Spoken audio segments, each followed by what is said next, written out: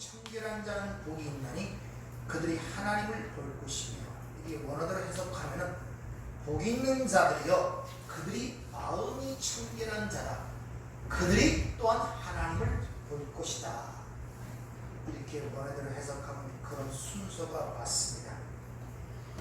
지난주에도 말씀을 드렸지만 하나님께서 당신의 백성들에게 행하신 그 하나님의 일을 선포하고 알리는 것이 기독교의 주 목적입니다.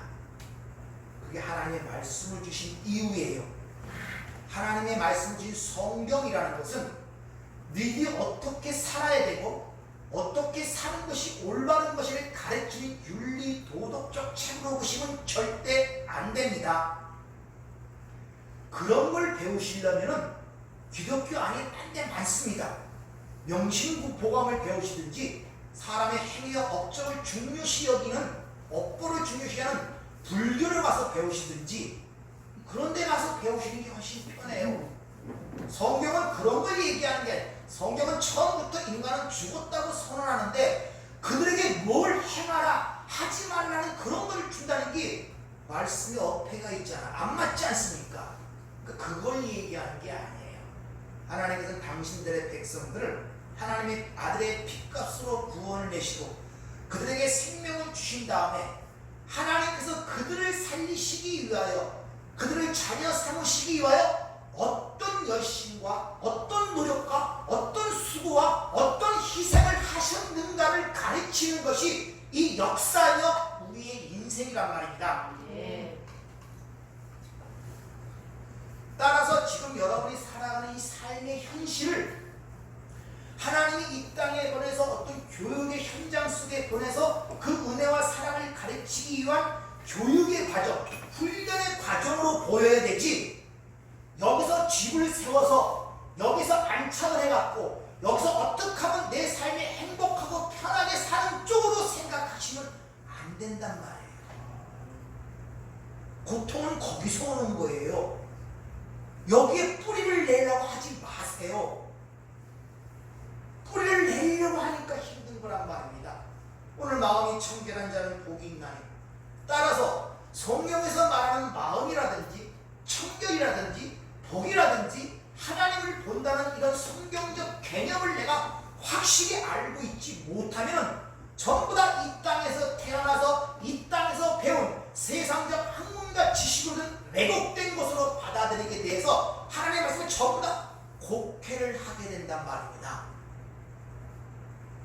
이것은 주님이 말씀하시기를 하나님의 말씀, 사람의 계명과 사람의 교훈으로 가르치는 것이다. 그들은 거짓 선지자다.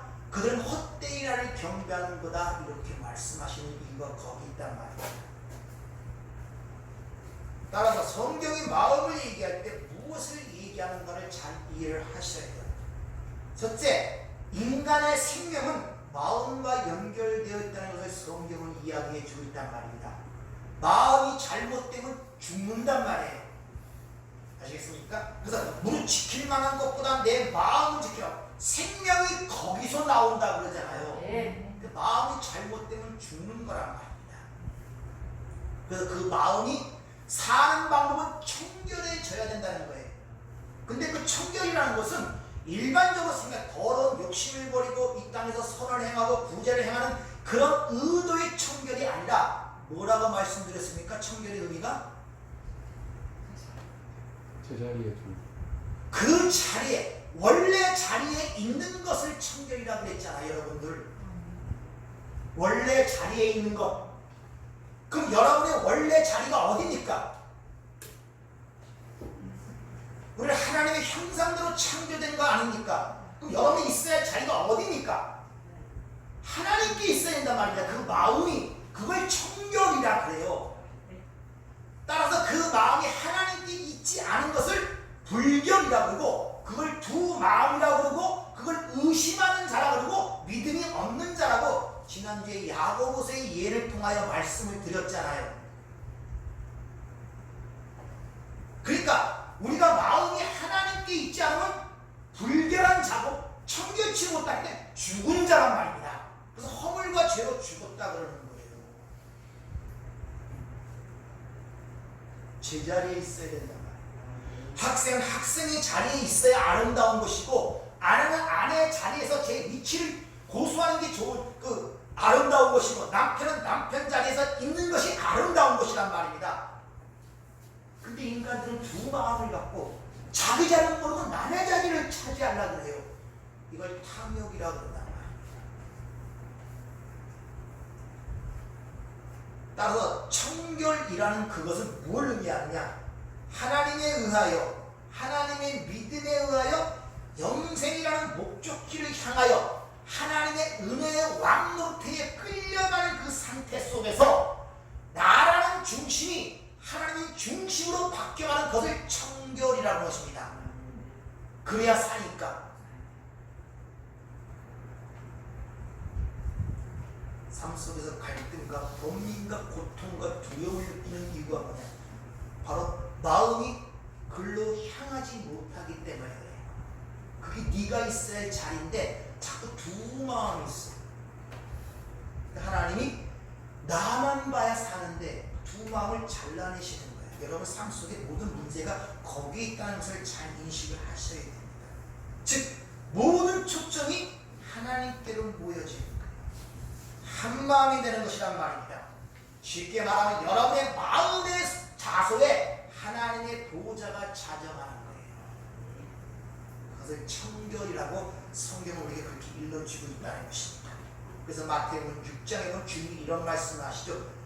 하나님과 재물을 겸하여 섬기지 못한다 그래요.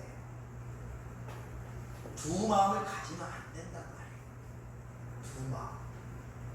야고보서 1장 6절 이하에 보면 이런 말씀이 있습니다. 오직 믿음으로 구하고 조금 더 의심하지 말라. 의심하는 자는 마치 바람에 밀려 요동하는 바닷물결 같으니 이런 사람은 무엇이든지 주께 얻기를 생각하지 말라. 두 마음을 품어 모든 일에 정함이 없는 자로다. 믿음으로 구하고, 이 구하다는 게 아이표라는 단어인데 그것은 뭘 약속해 준 것을 구하는 거예요. 내 뜻과 내 마음의 요구를 구하는 것이 아니라 하나님이 약속한 언약을 알고 그걸 아이테오, 그걸 구하라 이런 말이에요. 조금 더 의심하지 말고 디아크리노, 네 마음으로 구별하지 말고, 네 마음으로 판단하지 말고, 네 마음으로 결정하지 말고 내가 약속한 것을 믿으라 이런 말이에요. 거기에 어떤 네 판단과 생각을 개입시키지 말라는 것입니다. 만약 그렇게 의심 마음이 되면 바다의 바람에 밀려 요동하는 바닷물결 같대요. 요동치는 바닷물결. 요동치는 그 바닷물결을 두 마음이라고 지금 야고보는 표현하고 있는데, 자, 풍랑하는 요동치는 바다의 물결, 뭐가 생각나는 한 사건이 생각나지 않습니까? 바다에, 즉 풍랑이 요동하는 바다에서 베드로가 빠지는데 거기서 주님이 책망하시거든요. 왜 의심하였느냐? 그 내용을 한번 잠깐 들어보도록 하겠습니다. 마태복음 그 내용인데 14장 24절부터 32절까지 한번 잘 들어보세요. 어떤 상황이 지금 발생되고, 여기 두 마음, 한 마음이었을 때와 두 마음이었을 때 어떤 상황이 벌어지는가를 그 사건을 통해 잘 설명하고 있단 말입니다. 그가 이미 육지에서 술이나 떠나서 바람이 거스름으로 물결로 말미암아 고난을 당하더라. 밤 사경에 예수께서 바다 위로 걸어서 제자들에게 오시니 제자들이 그가 바다 위로 걸어오심을 보고 놀라 유경이라 하며 무서워하여 소리 지르거늘 예수께서 즉시 이르시되 안심하라, 남이 두려워하지 말라. 베드로가 대답하여 이르되 주여, 만일 주님이시거든 나를 명하사 무리로 오라 하소서 하니 오라 하시니 베드로가 배에서 내려 무리로 걸어서 예수께로 가되 바람을 보고 무서워 빠져가는지라 소리질러 이르되 주여, 나를 구원하소서 하니 예수께서 즉시 손을 내밀어 그를 붙잡으시며 이르시되 믿음이 작은 자여, 왜 의심하였느냐 하시고 배에 함께 오르매 바람이 그치는지라. 자, 이 상황을 보면 앞의 내용을 본 오병이의 기적 사건이 있어요. 그 사건이 있는데 오병이의 기적을 일으키자 수많은 사람들이 예수를 임금으로 추대하려고 해요. 그러자 제자들이 동요가 됩니다. 그래서 주님이 안 되겠다 싶어하고 제자들을 배에 태워서 그 강 호수 건너편으로 보내시고 주님은 산 위에 올라가신 상태입니다. 근데 배를 타고 그 건너편으로 가는 그 과정 속에서 풍랑을 만나요. 근데 아무리 애를 써도 풍랑을 벗어날 수가 없단 말입니다. 그 상황에 주님이 바다를 밟고 걸어오시는 모습과 오늘 이 본문 말씀이란 말입니다. 거기서 보면 베드로가 주여 제대로 고백합니다. 퀴리오스 아도나이, 그리고 명하사 이런 말을 하죠. 명하사 나를 오라 하게 해서 이 명하사 이렇게 얘기하는 것은 하나님의 말씀의 권능을 바라봤다는 거예요. 말씀의 권능. 다시 말하면 모든 만물이 하나님의 말씀에 복종할 것이라는 것입니다. 마태복음 8장에도 백부장이 이렇게 고백을 하죠. 다만 말씀만 하옵소서. 내 하인이 낫겠나이다. 그러자 주님이 칭찬하죠. 이스라엘 중에 이만한 믿음을 내가 본 적이 없다. 지금 베드로는 올바른 고백을 합니다. 당신은 주이십니다. 그리고 당신의 말씀에 모든 만물은 복종할 것입니다. 하나님의 말씀의 권능을 바라보고 이해했다. 그랬더니 주님이 오라 하세요. 그러니까 진짜 물 위를 건네요. 그런데 잠시 후에 어떤 상황이 벌어지느냐, 그러다가 폭 빠지는 사건이 일어납니다. 여기서 뭘 보여주느냐, 자, 이 모든 것이, 이 세상의 모든 것이 하나님의 말씀의 권능 아래 있다고 믿는 그 믿음이 내가 주인이 되어 사는 이 세상의 현실과 상황 속에서 속박되고 굴레된 나를 자유롭게 만들어 줄 수가 있단 말입니다. 여러분들이 이 세상이 하나님의 말씀으로 창조됐음을 믿으신다 그러죠? 그 진정한 믿어진다면 그 믿음이 이 세상에서는 나를 중심으로 살잖아요. 그러니까 모든 현실과 상황이 나를 압박한단 말입니다. 거기서 나를 자유스럽게 만들 수가 있다는 거예요. 그런데 잠시 그게 걷던 그 베드로가 뭐를 봅니까? 바람을 바라봐요. 예수님의 눈으로 속죄했던 그 베드로가 눈을 돌려 바람을 보자마자 빠지는 사건이란 말입니다. 그래서 주님이 찾아가서 건져주시면서 왜 의심하였느냐 이렇게 얘기를 하죠. 뭘 바라보고 있냐를 우리에게 보여주고 있는, 하나님의 백성들은 하나님의 뜻만, 그 능력만 바라보고 나가야 하나님의 백성들이 세상에 눈을 돌리고 세상에 마음을 두는 것을 의심이라고 하는 거예요. 그걸 두 마음이라고 그러고 불결한 마음이라고 부릅니다. 그래서 내 아들아 그 마음을 내게 달라고 얘기를 하는 것입니다. 하나님께서 잘 생각해 보세요. 이 베드로 이하 대부분의 제자들은 이 갈릴리 바다에서 나서 어부 생활하던 장벽을 꾼, 다시 말하면 어부의 베테랑들입니다. 그들이 밤이 늦도록 그렇게 애를 써도 풍랑을 벗어나지 못해요. 이 상황을 잘 보면 오병이의 기적이 일어났던 곳이 어디입니까? 광야에서 갈릴리 바다 요단강을 건너 지금 약속의 땅으로 들어가는 과정이란 말입니다. 그 상황을 그렇게 설정하고 있단 말입니다. 근데 그렇게 약속의 땅 하나님 나라에 들어가는 그 길에 인간의 어떤 재주와 노력과 공로와 업적으로는 도달하지 못한다는 걸 일단 우리에게 보여주는 거예요. 그리고 그 바다 위를 밟고 오는 그 주님을 영접할 때 가려던 곳에 곧 이르렀더라 이런 말씀을 하죠. 다시는 나 위에는 아버지께 올 자가 없다고 주님이 친히 말씀하는 그 상황을 지금 가르쳐주고 있는 거예요. 근데 그렇게 하나님의 말씀의 권능 아래에 있는 이 우주 만물을 보는 그 믿음, 예수만 바라보는 그것만이 하나님 나라에 도달할 수 있다는 상황을 지금 그 사건을 통해 우리에게 보여주고 있단 말입니다. 그게 한 마음이란 말입니다. 그런데 성도가 이 세상 속에서 주님에게서 눈을 돌려, 하나님께서 눈을 돌려 자신의 재능과 노력, 자기의 재주와 공로만을 바라보게 된다면 이 현실 속의 모든 현실과 모든 것들이 여러분이 감당해야 할 짐이요 무게가 있는 굴레란 말입니다. 하나님을 바라보지 않는 것들의 모든 보이는 상황들은 여러분이 감당해야 할 짐이라니까요. 그걸 바람을 보고 빠져가는지라 이렇게 얘기하는 거예요.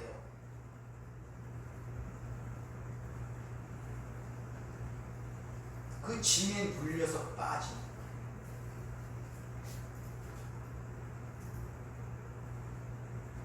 잘 생각하세요. 어떤 문제가 발생했을 때 거기에 시야를 두고 거기에 생각을 하고 거기에 집중을 하고, 그러면 그 문제는 여러분이 감당해야 할 짐이라니까요. 그럼 거기에 묶여서 빠져버리는 거예요. 그럴수록 주님을 향하는 시야를 집중해야 되고 그 말씀의 권능을 인정해야 되고 그쪽으로 여러분이 생각을 하셔야 되지.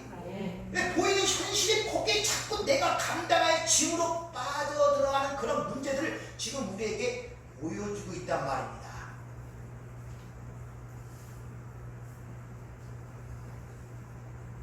이같이 예수만을 의지하지 못하고 자신의 재주와 능력과 자신의 생각을 의지하는 자들이 바로 마음이 불결한 자요, 두 마음을 푸는 자요, 의심하는 자라고 성경은 우리에게 그렇게 일러주고 있는 것입니다. 그러니까 당신의 백성들을 거기서 건져내야 되잖아요. 그럼 하나님이 여러분 삶 속에 개입하실 수밖에 없네요. 마음과 생명은 연결했으니까 여러분이 마음을 두는 그 대상을 끊어내야 될 거 아닙니까? 그래야 그 하나님께로 마음을 두죠. 그걸 끊어내요. 왜? 마음이 잘못되면 죽는 거 아니에요. 그러니까 하나님이 여러분 삶 속에 개입을 하는 거예요. 그래서 여러분의 자신, 그걸 에고, 자랑, 그걸 하나하나 죽여가신단 말입니다. 그 길만이 살 길이기 때문에. 그 길만이 살 길이기 때문에. 그리고 하나님의 은혜만을 의지하는 자로 만드시는 그 하나님의 열심과 성실함 속에 나타나는 성도의 현상을 청결이라고 하는 거예요. 그래서 팔복에 나오는 모든 성품들은 우리가 수고하고 노력해서 애써서 만들어지는 것이 아니라 하나님의 열심에 의하여 만들어지는 것임을 우리가 분명히 깨달아야 한다는 것입니다.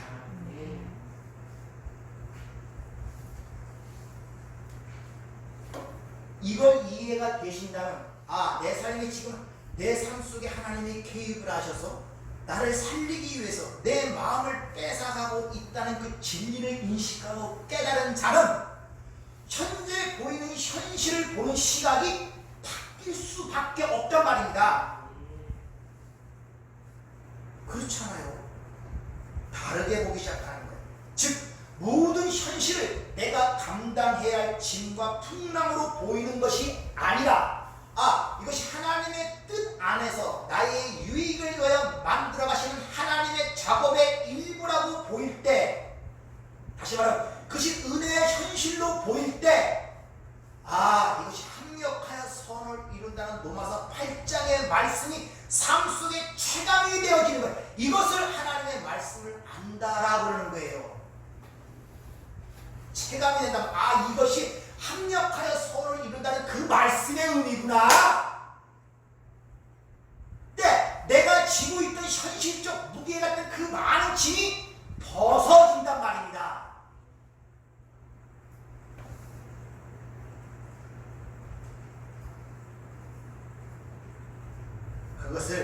그러한 상태를 오늘 본문 말씀이 마음이 청결한 자는 본다, 하나님을 본다 그러는 거예요. 나의 삶 속에서 하나님의 이끄시는 상황을 이야기됨으로가 하나님의 뜻과 그 계획을 감지하게 된단 말입니다. 그 모든 상황이 그저는 짐으로 보이고 풍랑으로 보이고 주국 같은 그 상황이 하나님의 은혜로 보이기 시작한단 말입니다. 그럴 때 그것을 하나님을 본다 그러는 거예요. 그것을 이미 그런 내용은 에스겔서 새 언약을 통해서 예언이 됩니다. 한번 잘 들어보세요. 아주 중요한 구절이죠. 이 절은 에스겔 36장 24절부터 28절까지. 내가 너희를 여러 나라 가운데에서 인도하여 내고 여러 민족 가운데에서 모아 데리고 고국 땅에 들어가서 맑은 물을 너희에게 뿌려서 너희로 정결하게 하되 곧 너희 모든 더러운 것에서와 모든 우상 숭배에서 너희를 정결하게 할 것이며 또 새 영을 너희 속에 두고 새 마음을 너희에게 주되 너희 육신에서 굳은 마음을 제거하고 부드러운 마음을 줄 것이며 또 내 영을 너희 속에 두어 너희로 내 율례를 행하게 하리니 너희가 내 규례를 지켜 행할지라. 내가 너희 조상들에게 준 땅에서 너희가 거주하면서 내 백성이 되고 나는 너희 하나님이 되리라. 맑은 물을 너에게 뿌려 너희를 정결케 하되 누가 그 일을 하십니까? 앞에 내가 하나님이 그 일을 하신단 말입니다. 하나님이 정결케 하신단 말입니다. 그러니까 우리가 마음이 청결하다는 그것은 세상에서는 단순한 욕심을 버리고 더러운 마음을 갖지 않는 그런 단순한 문제가 아니라 근본적으로 하나님만 의지하고 하나님만을 위해 살아야 할 그 존재가 다른 방향으로 가는 것을, 즉 하마르티아, 죄라는 본질적 문제에서 우리를 꺼집어내는 것을 청결이라 그러는 거예요. 그래서 히브리서, 헬라에서 제일 많이 사용되는 죄라는 단어가 하마르티아, 뜻이 뭐랬습니까? 관역을 벗어나다, 목표를 벗어나다.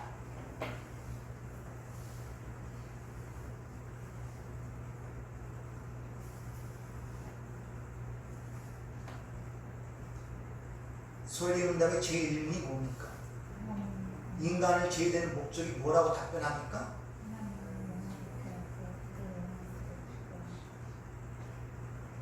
그 상태가 청결한 상태란 말입니다. 인간의 제1되는 목적, 그 상태가 청결한 거예요. 잘 스스로를 질문하고 스스로를 살펴보세요. 지금 내가 초점을 맞추고 목적이 어디로 가고 있느냐, 내 가정이 목적이냐, 내 자식이 목적이냐, 내가 목적이냐를 보란 말입니다. 그게 우선되는 목적이냐고 보란 말입니다. 그건 죄라고 얘기한단 말이다. 죄. 그걸 목적으로 삼고 그 내 힘으로 그걸 감당치 못하니까 하나님이라는 어떤 위대한 신의 존재에 힘을 벌려 그 목적대로 나를 만들어주세요 하는 것이 신앙의 아이란 말입니다. 여러분들,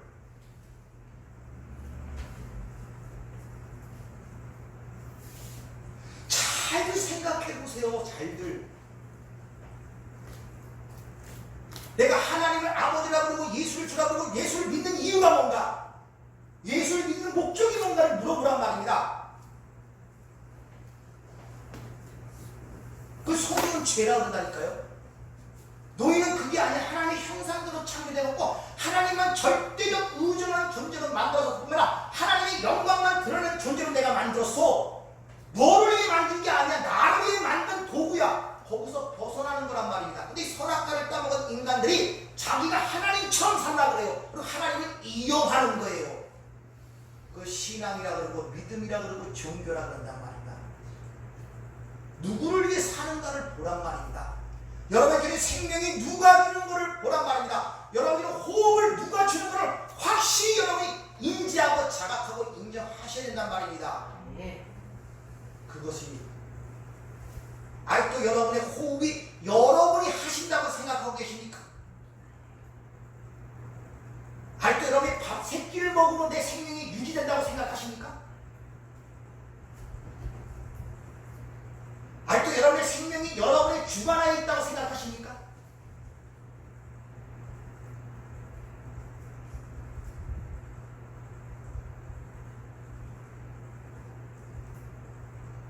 그래서 로마서 3장 23절에 모든 사람이 죄를 범하였으며 하나님의 영광에 이르지 못하더니, 모든 사람이 죄를 범했다는 말이 뭡니까? 모든 사람이 사기치고 도둑질하고 살인하고 세상의 죄라고 정의해놓은 그것들을 행했기 때문에 하나님의 영광에 이르지 못한답니까? 무슨 말입니까? 죄라는 의미가 뭐라고 말씀드리세요? 전부 다 잘못된 방향을 했기 때문에 하나님의 영광에, 하나님의 올바른 뜻이 그를 통해 드러나고자 만들었는데 그것이 못 드러난단 말이 하나님의 영광에 이르지 못한다는 뜻이에요.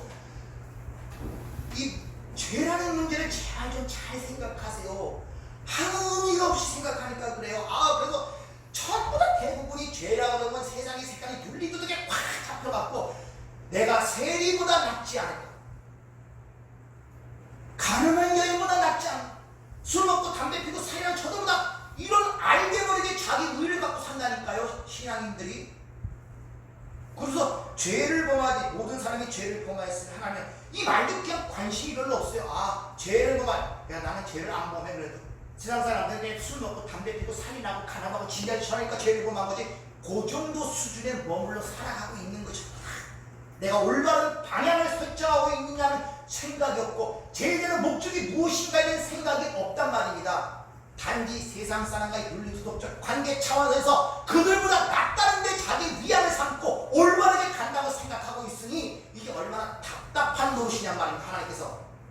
그러니까 믿는 자랑 안 믿는 자랑 똑같은 상황 속에서 똑같이 반응하고 똑같이 힘들어하고 똑같이 고통스러워하고 똑같은 삶이 다른 게 하나도 없습니다. 말에마도 그렇고 생각도 그렇고 보는 방향도 그렇고 거기에 대한 반응도 그렇고 뭔가 다른 게 하나도 없어요. 다른 게 뭐 하나 있냐? 내가 믿는 신이 하나님께 힘들고 어려워서 그냥 울고 불고 하나님 도와주세요 그거다는 거예요.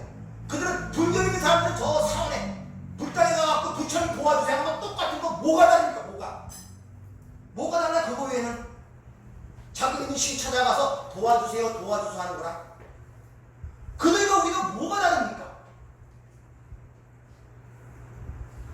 잘 보셔야 돼요.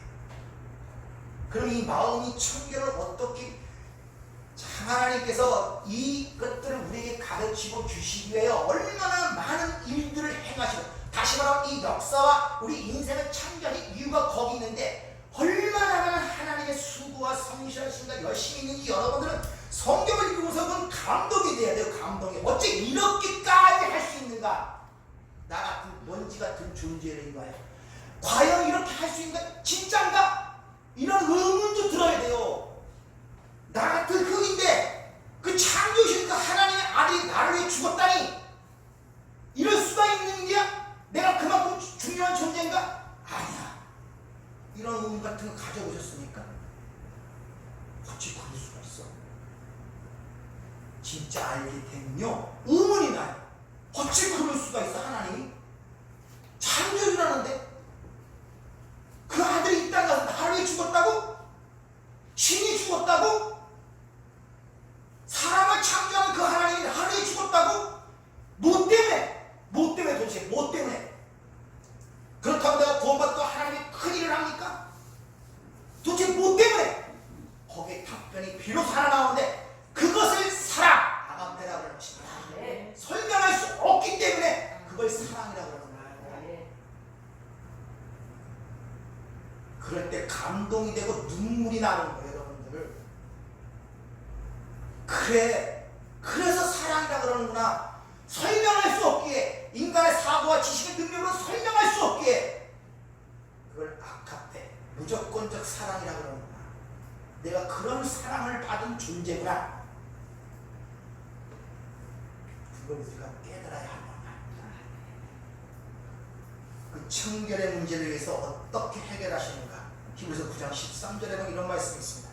염소와 항소의 피와 및 암송아지의 죄를 부정하게 부여 그 육체를 정결하게 하여 거룩하게 하거든 하물며 영원하신 성령으로 말미암아 흠없는 자리를 하나님께 드린 그리스도의 피가 어찌 너의 양심을 죽을 행실에서 깨끗하게 하고 살아계신 하나님을 섬기게 하기 못하겠느니라. 여기서 정결하게 하다, 깨끗하게 하다, 이게 까타로스타, 청결이라는 단어와 같은 단어들입니다. 즉 예수의 피가 우리 마음을 정결하게 씻는다는 것입니다. 그러니까 우리의 죄를 씻을 유일한 물은 예수의 피밖에 없다.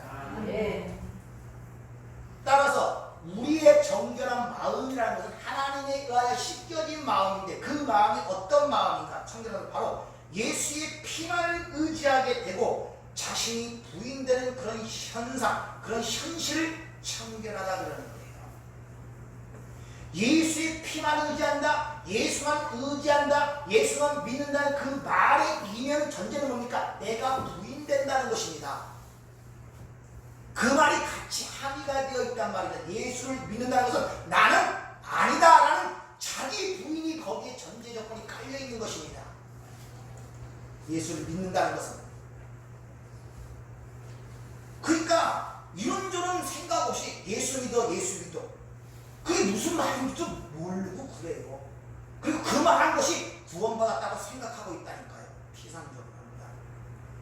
예수 믿는다는 그 말 속에는 내가 부인된다는 그 의미가 같이 함의되어 있음을 여러분이 기억하시기 바랍니다. 이렇게 예수의 피에 의하면 우리가 정결케 되고 구원을 받는데 그 예수의 피에만 의지하는 것이 아니라 거기다 다른 것을 섞는 것을 불결한 마음, 두 마음이라고 그렇게 이야기하는 것입니다. 그래서 지난 수요일날 배웠듯이 6월절 어린 양의 피로부터 기념하는 6월절로부터 시작되는 무교절 1회 동안 뭐만 먹어야 된다? 무교병, 누룩이 없는 무교병만 먹어야 돼요. 다시 말하면 저와 여러분 인생이 예수의 피로 구원받은 우리들은 인생이라는 역사 속에서 예수의 피만 의지하고 예수의 살과 피만 먹고 마셔야 한단 말입니다. 그것이 우리의 생명을 유지하는 것이고 우리의 모든 일상적인 모든 것들이 중심이 돼야지 거기에 다른 것이 섞여버리면 이게 불결한 마음이고 두 마음이 되는 것입니다. 그래서 1회 동안 무교병만 먹으라. 마가복음 8장 15절에 보면 주님이 이런 말씀하시죠. 예수께서 경고하시되 삼가 바리새인들의 누룩과 헤롯의 누룩을 주의하라. 무슨 말입니까? 왜 바리새인과 사두개인의 누룩을 주의하라? 다시 말하면 예수의 피 외에 다른 것을 가르친다는 의미예요. 그래서 그 누룩이 뭔가를 주님이 분명히 설명하시죠. 마태복음 16장 12절. 그 누룩을 바리새인과 사두개인의 교훈. 예수만이 유일한 구원자시고 예수의 피만이 우리를 정결케 한다는 그것에 다른 것이 섞여버리는 것, 이걸 누룩이라고 그러고 바리새인과 사두개인의 교훈이라고 하는 거예요. 그것이 바로 쉽게 말하면 베드로가 바람을 보고 빠져가는 이유란 말입니다. 세상 풍조, 세상의 교훈, 어느 걸 따르고 있냐는 것이죠. 그래서 너희들이 무엇을 듣고 보는가를 스스로 삼가라는 거죠. 여러분이 오늘 여기를 떠나서 내일부터 계속 보고 듣는 것이 어디로부터? 세상 것을 듣고 세상 것을 보죠. 그러면 그것이 그 사람의 사고를 장악하고 세상 사람이 되고 세상으로 살아가게 되는 거예요. 여러분들, 여러분이 생각하는 모든 개념들은 이 땅에 태어난 드라마나 영화나 대중 매체를 통해 보고 들은 것들이 의하여 형성된 것이 여러분이 생각하는 복이고 결혼이고 출세고 명예고 사는 보람이란 말입니다. 행복이고 드라마에서 그려주는 것들 다 그런 생활을 원하고 있잖아요.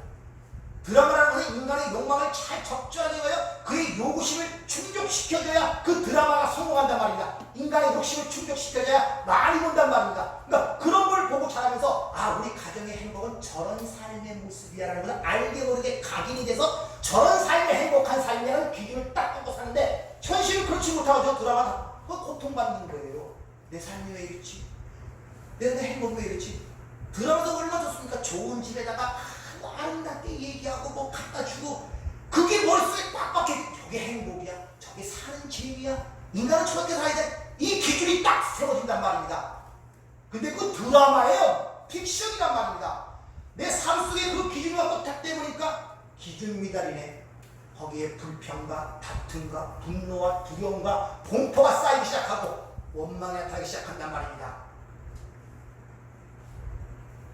여러분들은 아직도 여러분의 삶의 현실을 보고 그게 행복인 줄 모르고 그게 감사치 모르고 불평과 원망이 있다면 여러분의 기준을 바꾸셔야 된단 말입니다. 뭘로? 성경적 기준으로. 그걸 못 바꾸고 아직도 그 기준을 고수하고 있는 거예요. 그래서 남편은 이래야 되고 아내는 이래야 된다는 기준이 꽉 박혀 있어요. 자식은 이래야 되고 부모는 이래야 꽉 박혀 있어요. 거기서 쭉 어긋나면 속에서 불통이 튀는 갈등을 나고 범민을 내고 고통스러워하고 힘들어하고 내 삶이 왜 이렇지? 그런 것들 뜯어 고치셔야 돼요.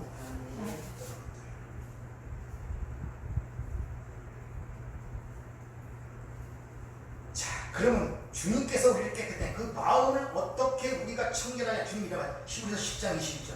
우리가 마음의 뿌림을 받아 악한 양심으로부터 벗어나고 몸은 맑은 물로 씻음을 받았으니 참마음과 온전한 믿음으로 하나님께 나아가자.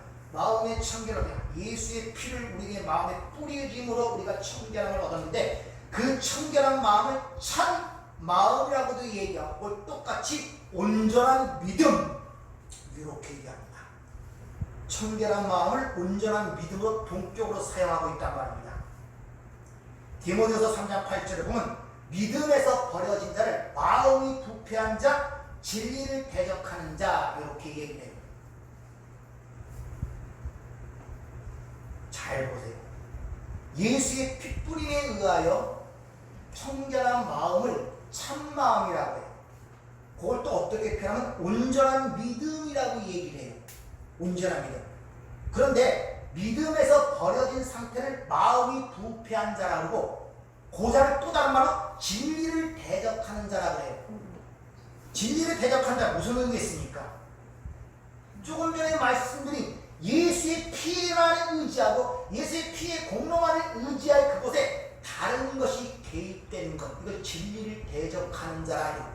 이걸 불의를 행하는 자, 그들에게 하나님의 진노와 저주가 떨어진다고 로마서 1장을 이렇게 얘기해요. 그걸 다른 말로 다른 영, 다른 예수, 다른 복음을 전하는 자라 이렇게 얘기를 하는 것입니다. 그래서 모든 것이 예수로 결론되어지지 않는 것들은 다 잘못된 거예요. 그래서 하나님께서 오죽하면 만물이 그로 말미암고 그를 위해 창조되었고 하늘에 있는 것, 땅에 있는 것, 땅 안에 있는 것, 물속에 있는 것, 보이는 것, 보이는 모든 것들이 그를 위해 창조되었고 그를 나타내고 그로 말미암고 그에게 돌아간다고 얘기하죠. 다시 말해 이 우주 만물과 우리 인생이 다 그거를 증명하고 나타내는 것이 우리의 삶의 목적이란 말입니다. 예수 위에는 길이 없다는 것입니다. 그게 확고해지면 상대로부터 핍박을 받기 시작합니다. 그 핍박이 싫어서 타협이 돼요. 그래서 바로 범신론전심 이런 문제들이 교회 안에 들어가고 요로 가는 것은 요쪽으로 가도 되고 요로 가도 되고 옆으로 가는 방법이 다를 뿐이지 가는 곳은 똑같아 라고 얘기한단 말입니다. 그래서 스님이 교회 가서 설교, 목사가 절에 가서 설교, 아무런 꺼리낌이 없어. 틀린 게 없어. 똑같은 사고방식과 논리를 갖고 생각하고 보니까 서로 어긋나는 게 없어. 다 인간 좋자고 하는 것들인데 그런 사람들은 세상으로부터 칭송을 받습니다. 종교가 참 저래야 된다. 근데 진짜 진리를 가는 자들은 너는 왜 그렇게 독선적이야? 종교는 악편이고 악이야? 공산주의에서 하던 얘기들 아닙니까? 그런 핍박을 받기 시작하는 거예요. 그래서 항상 진리는 소수라는 것을 여러분이 잘 기억하시길 바랍니다. 자, 그럼 하나님을 이렇게 참마음, 또 마음이 청결한 자, 예수의 핏값으로 깨끗함을 받은 자들이 하나님을 본다 하니 하나님을 본다는 의미를 잘 이해하셔야 됩니다. 여기서 본다는 단어가 블레토, 시각적으로 보는 단어가 아니라 호라오, 뭘 이해하고 깨달아 순종하는 것까지 그걸 호라오라고 해요. 그러니까 어떤 보고 쉽게 말하면 어떤 걸 깨닫고 이해하여 순종하는 것까지 그 호라오라는 단어가 여기서 쓰였단 말입니다. 일단 하나님을 본다는 그 의미 속에서 하나님이 영이시잖아요. 그렇죠? 요한복음 4장 24절이잖아요. 그러니까 어떤 모습이나 형태로 본다는 얘기는 아니란 말입니다. 영이신 분을 어떻게 형태와 모습으로 봅니까? 그러니까 본다는 의미는 일반적으로 이 세상에 생각하는 시각적으로 어떤 모습이 보인다는 그런 의미가 아님을 여러분이 먼저 장악을 하셔야 된단 말입니다. 하나님을 본다는 것은 시편 24편 3절부터 보면은 이런 말씀입니다. 여호와의 산에 오를 자가 누구며 그 거룩한 곳에 설 자가 누구인가? 곧 손이 깨끗하여 마음이 청결하여 뜻을 허탄한 데 두지 아니하며 거짓 맹세를 하지 아니하는 자로다. 그는 여호와께서 복을 받고 구원의 하나님께 의를 얻으리니 이는 여호와를 찾는 족속이요 야곱의 하나님의 얼굴을 구하는 자로다. 이렇게 얘기합니다. 이 말씀에 의하면 마음이 청결한 자가 여호와의 산에 오르고 거룩한 곳에 선다고 합니다. 바로 그들이 여호와께 복받은 자들이며 하나님께 의를 얻은 자들이라 그래요. 그런 다음에 마지막 6절에 중요한데 그들이 하나님의 얼굴을 구하는 자들이다. 하나님의 얼굴을 구한다. 육체적으로 우리 얼굴이죠. 얼굴. 이 얼굴을 구한다는 말이 무슨 말이겠습니까? 하나님은 뭐 육신의 모습이 있어야 뭐 우리가 생각하는 거 얼굴이고 하죠.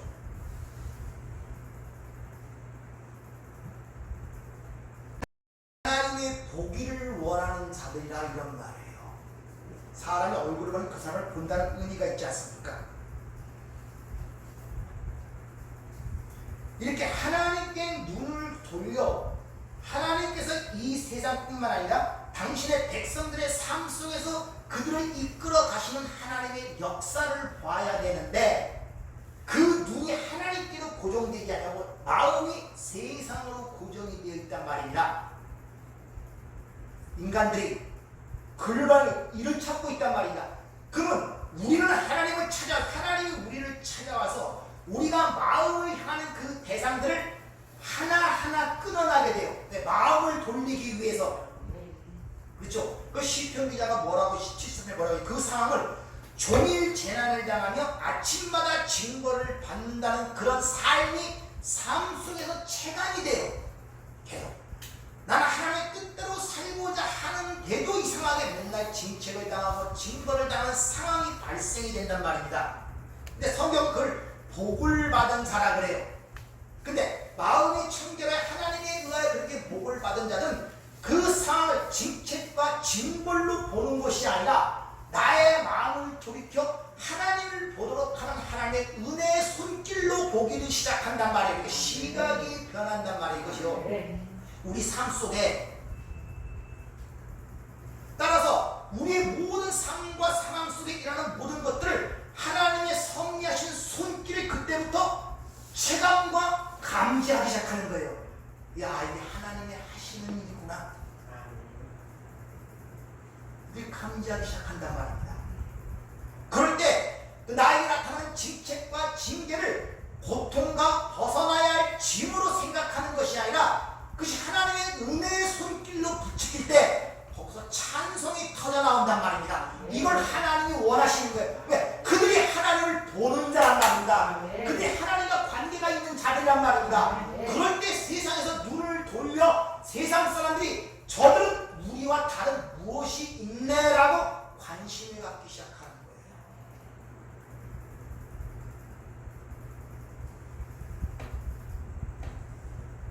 요한복음 14장에 보면 마지막 강론이 쭉 이어지는데 14장, 15장, 16장, 17장은 예수님의 마지막 기도죠.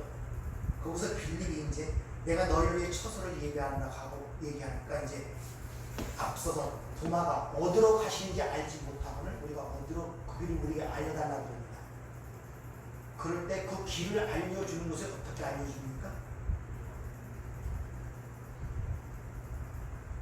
여러분 다른 사람이 길을 물을 때 어떻게 알려줘요? 300m 가면 담배기가 있고 300m 가면 CD가 있어. 오른쪽으로 가서 이렇게 되면 알려주죠. 근데 주님이 뭐라고 얘기를 하냐? 내가 자 그 말씀들을 묶어내면서 이게 무슨 뜻인가? 차라리 이런 행위를 하고 저런 행위를 해라, 네 재산을 반 팔아 남을 나눠주고 뭘 하라, 이건 굉장히 쉬워요. 확실하고 보이고 할 수가 있단 말입니다. 근데 하시는 말씀이 내가 길이에요. 내가 이게 도대체 이게 무슨 말이냔 말입니다. 그래서 이어서 도마가 우리에게 아버지를 보여달라. 주님에게. 주님이 뭐라고 했습니까? 나를 본 자는 아버지를 보았다. 그래서 보다는 자도 호라옵니다. 내 사역과 내 말씀을 통해 이해하고 깨달은 자는 바로 그 안에서 하나님의 뜻과 계획, 즉 하나님을 보는 자다, 이런 말이에요.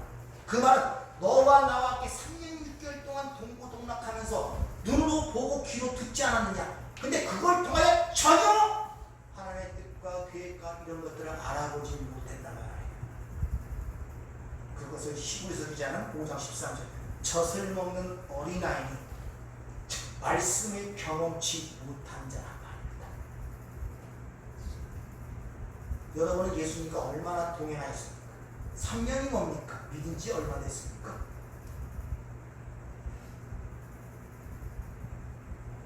그럼 동행하는 그 삶 속에서 뭔가 좀 보여집니까? 이제 하나하나? 이해가 되기 시작합니까? 쉬운 말로 여기 영어로 하나님을 보기 시작합니까? 아니면 여전히 입에 물려줘야 뭐가 알기 단맛이구나. 그 말씀을 경험치 못한 자들이란 말입니다. 그러니까 여전히 어린아이와 같이 땡깡을 하는 거예요. 안주는 안 먹겠다고 하는 식으로 40일씩 금식하는 땡깡을 부리고, 그것도 안 주면 이틀 더 하겠다고 하다가 죽는 사람이 있고, 인간의 고집이 그래요.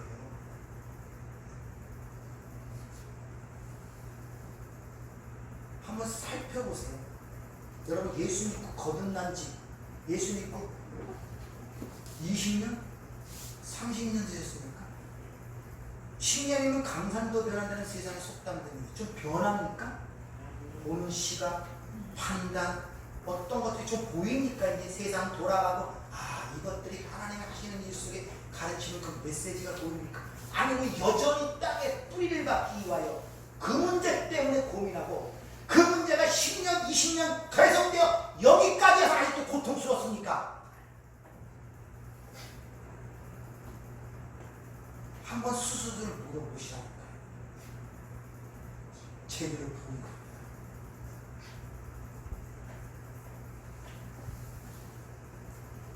우리는 진리의 성령을 받았기 때문에 예수를 주라 시인하고 하나님을 아버지라 부를 수 있습니다.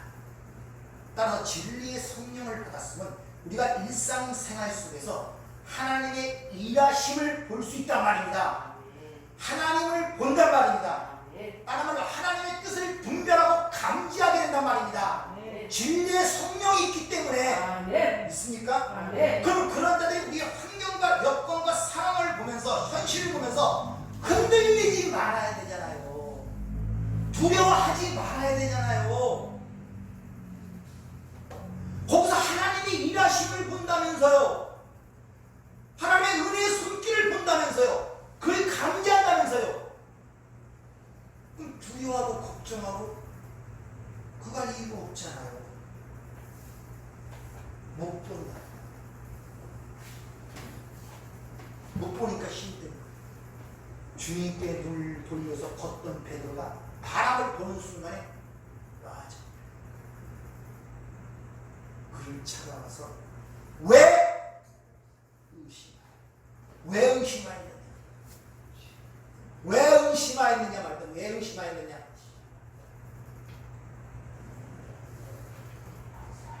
시편 46편에 보면은 하나님은 우리의 피난처시요 힘이시요 환난 중에 만날 큰 도움이시다.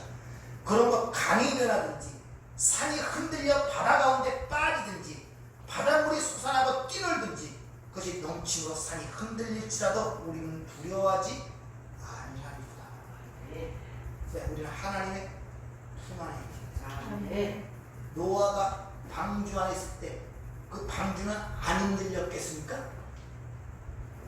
전 세계가 휘두르 판국에 그 배는 떠는데 배는 그럼 가만히 떠서 흠지기도 않고 고대 아니에요. 요동을 칩니다. 똑같이 공포 속에서 아마 살았을 거예요. 그러나 방주라는 배 안에 예수 안에 있기 때문에 산이 흔들리든지 땅이 솟아나든지 바람이 휩쓰든지 그 안에 있었기 때문에 안전했단 말입니다.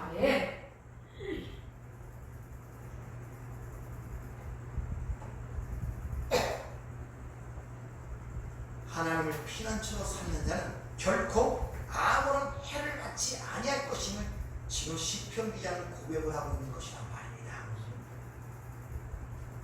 초대에 말씀드린 것처럼 진짜 마음이 청결했던 분은 오직 예수님 한 분뿐이었어요.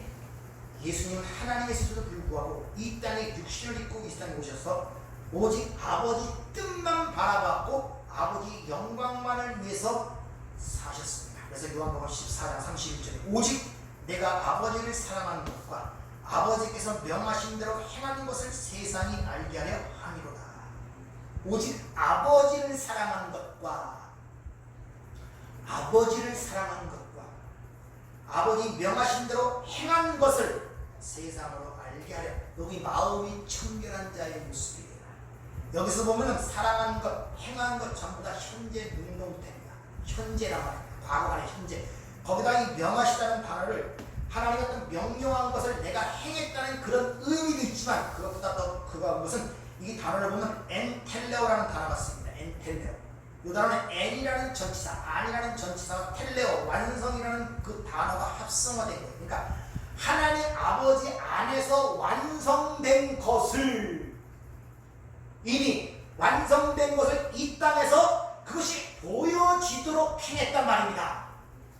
예수가 어떻게 눈으로 보이는 사건들을 통하여 못 알아먹으니까 병든 자의 눈, 소경된 자의 눈을 고침으로 말미암아, 안진뱅이를 일으킴으로 말미암아, 풍랑을 잔지않게 함으로 말미암아, 오병의 기적을 일으킴으로 말미암아 하나님이 우리를 행하신 완성된 무엇인 것을 이 땅의 교보제를 통해서 너희에게 가르쳤단 말이에요. 세상에 알게 하려 함이라 이렇게 얘기하는 거예요. 그러니까 저와 여러분, 그 하나님의 영원한 계획, 하나님 나라의 완성이라는 계획을, 그 하나님의 위대하심과 그 능력과 지혜와 사랑과 그것을 이 땅에 보이는 세계에서 드러내도록 하기 위한 도구로 선택되어서 아브라함처럼 모세처럼 이 땅의 시점에 보내졌단 말입니다. 근데 그걸 보냈더니 거기서 눈이 열려야 되는데 눈이 안 열린 거예요. 실로암의 사건처럼 보내심을 받았으면서 눈을 열어야 되는데 눈이 안 열린단 말이에요. 그러니까 모든 현실이 고통을 받는 거예요. 안 보이니까.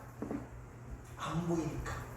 그러니까 보이지도 알도 못하니까 누가 옆에 가서 먹여줘야 돼. 이 어린아이 같은 신앙을 갖고 산단 말입니다. 그러니까 상황을 조금만 변해도 달달달달 떠는 거예요. 무서워서, 두려워서. 근본적으로는 믿음이 의심하는 거예요. 실상을 우리가 잘 알아봐야 되는 것입니다. 우리는 바로 그 예수 안에서 하나님의 아버지를 보는 것이다. 예수가 이 땅에서 행한 것들, 지금 우리가 예수를 본다면 예수가 어떻게 보겠습니까? 앞에 구절을 이해했나 물어보면 금방 알아요. 지금 예수가 어떻게 봅니까? 기도 열심히 해서, 금식 열심히 해서 뭔가 좀 머릿속에서 환상적으로 보는 겁니까? 그럼 예수가 어떻게 봐야죠? 지금 예수가 어디 있습니까? 내가 예수님이 행하신 일들과 그분의 말씀이 지금 어디 있습니까? 성경에 있죠. 말씀이 있잖아요, 여러분들. 좀 피가 흐르듯이 좀 잘잘잘 뛰어서 그냥 심장이 살아나고 나도 기쁨이 나는데 턱 막히면 다시 찾아서 그걸 가르쳐서 풀어서 여기까지 하면 또 물어보면 또 막혔네. 그럼 또 뒤에 가서 또 풀어서 누가? 지금은 예수를 어디서 봅니까?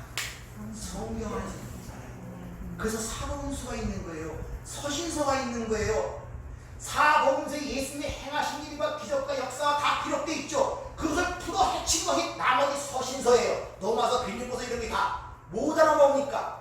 그게 우리는 지금 어디서 봅니까? 말씀을 통하여 예수를 보고, 즉 예수를 이야기해요. 그를 통하여 하나님을 보게 된단 말이에요. 그걸 통하여.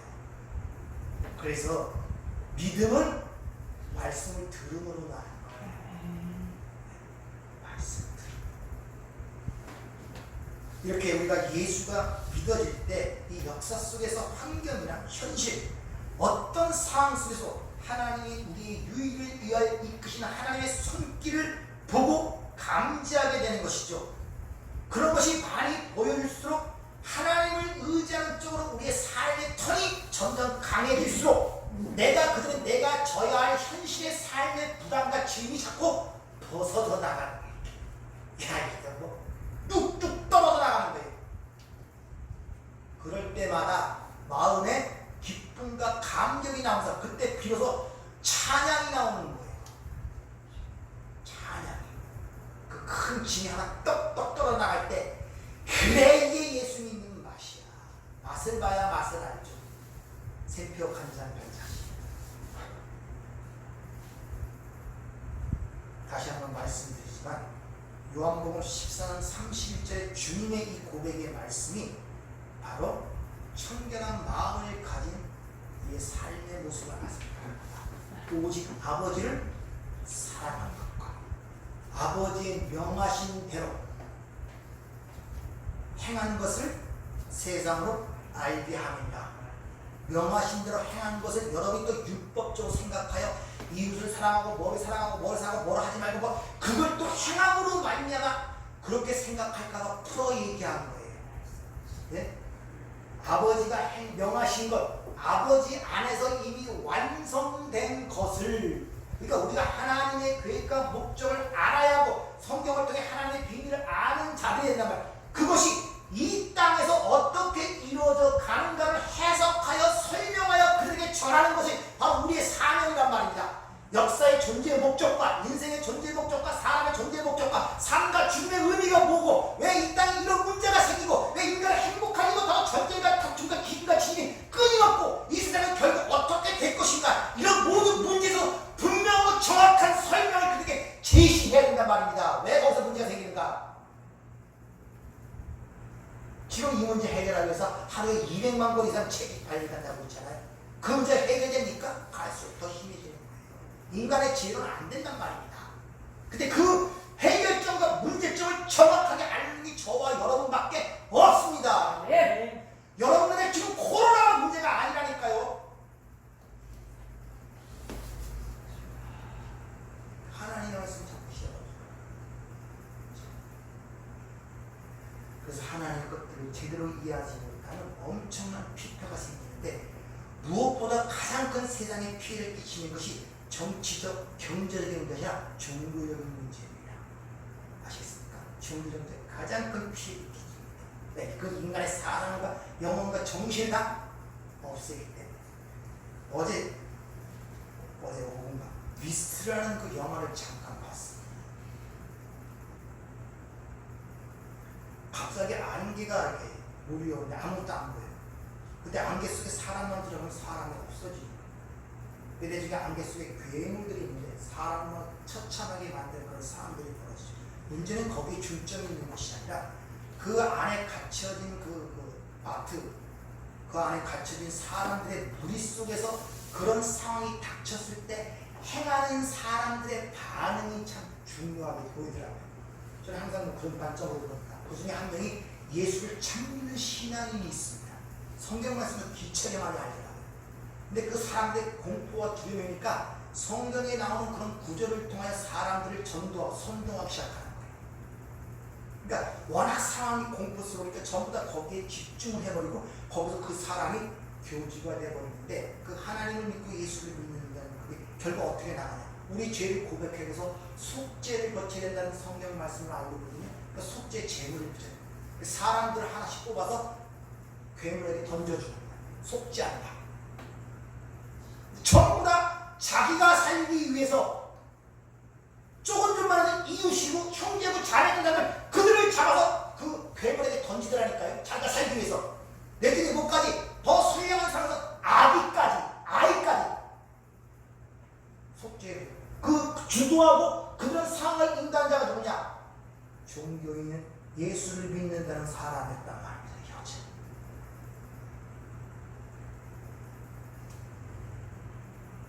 따라서 그런 상황들과 말씀들을 통하여 여러분이 잘못 신앙을 갖게 되면 여러분이 그 가정을 엄청나게 힘들게 하는 요인으로 작용할 수 있다는 자각을 하셔야 돼요. 원망과 불평과 미움이 그 안에서 작용하기 때문에 다시 말하면 사탄에게 문을 열어주는 결과가 되기 때문에 자신이 문을 열었단 말입니다. 그럼 거기에 어둠이 들어오고 사탄이 들어오고 그 가정은 점점 힘들어진단 말입니다. 사랑을 베풀지 못하고 그걸 자각을 하셔야 돼요. 예. 그래서 기도하셔야 된단 말입니다. 모르면 그렇게 돼요. 자꾸 정죄하게 되고 미워하게 되고 나는 예수 믿는데 안 믿는 걸 자꾸 바라보고 근데 지하구에 있어서 하나 아저씨 가서 맨날 그걸 왜 오냐니까 마누라가 나보고 사탄이에요. 마귀라고 한다. 근데 여자는 엄청 열심히 해요. 죽도 살도 모르고 그게 좋은 신앙인 줄 아십니까? 자기 남편 보고 마귀라는 사람이 마귀를 진짜 알아보는 자가 있습니까? 못 알아보는 자예요. 눈먼 자예요. 그런 일들을 누가 하냐?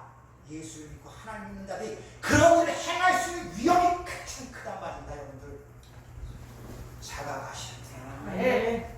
여러분이 소망이 되시고 희망이 되시고 생명이 되시고 어둠을 막고 눈을 막는 그런 진리의 병사가 되고 빛의 사자가 돼야 되지, 오히려 그 어둠을 갖고 자꾸 문을 열어두는 그런 현상을 가지면 안 되신다는 말입니다. 마지막으로 다시 한번 요한복음 14장 31절, 우리가 이 땅에 존재하는 이유는 오직 하나님을 사랑하는 것과 그의 명하신 대로 행하는 것을 세상을 알게 하기 위함이라. 기도하겠습니다. 은혜롭고 자비로우신 아버지 하나님, 마음이 청결한전한 하나님을 본다는 이 말씀을 받고 지난주와 이번 주를 통해 저희가 많은 것들을 생각해 보았습니다. 우리는 내 얼굴을 보고 잊어버리는 자가 아님을 주님 깨닫게 도와주셔서 항상 말씀의 빛을 통하여 그 빛과 함께 동행하는 삶이 되게 하시고, 우리만이 이 세상의 문제에 대하여, 이 세상의 결국에 대하여, 구원의 길에 대하여만 전할 수 있는 것이 바로 저희밖에 없습니다. 아버지, 저희에게 힘을 주세요. 능력을 주세요. 분별할 영을 주세요. 그러므로 하나님의 그 생명의 말씀을 증거하는 진정한 그리스도의 군사로 살아갈 수 있도록 저희를 축복하여 주시옵소서. 예수님 이름으로 기도합니다.